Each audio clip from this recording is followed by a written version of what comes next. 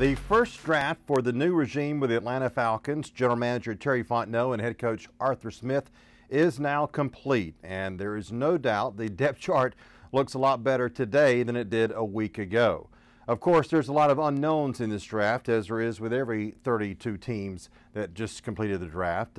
We, of course, can project all we want to about how these players will play when they get in the NFL based on their potential and based on what they did in college. But we really simply just do not know. These are guesses, and the men in charge hopefully have made the right choices. Now, we can sit here and say that the people who they replaced, Thomas Dimitroff and Dan Quinn, did not make many good choices the last few years, and that's what eventually got them fired. So the selections that were made last Thursday, Friday, and Saturday are crucial to the success of the team and these new two people in charge, Fontenot and Smith.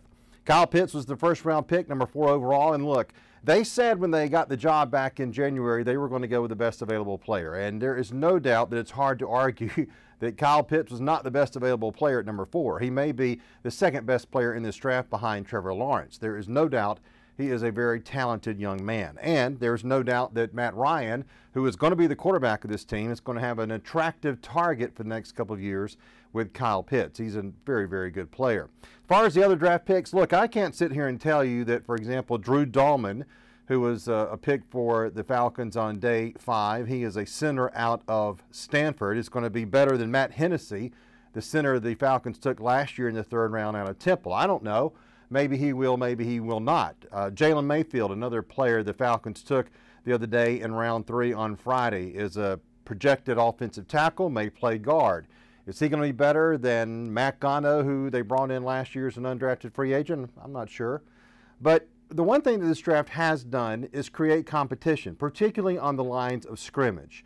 That's something that this new regime has got to have. We know that back in 2008 when Mike Smith and Thomas Dimitroff took over, they said we're going to run the football and stop the run. And they did that pretty effectively, bringing in Michael Turner and enforcing that line of scrimmage. And now the new regime has tried to do that as well. So there are a lot of unknowns about this draft. There's a lot of potential of this draft.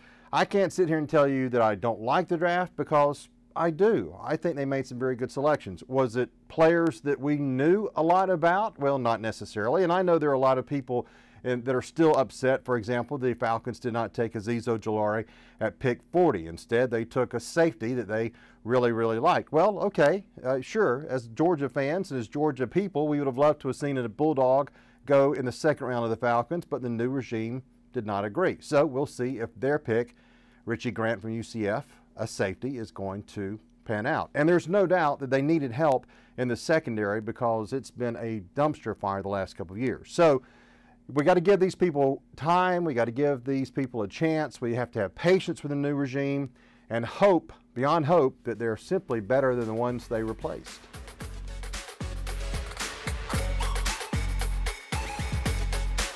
The best stories come from you. If you see breaking news or have a news tip, call the 41 NBC Newsroom at 1-866-901-NEWS.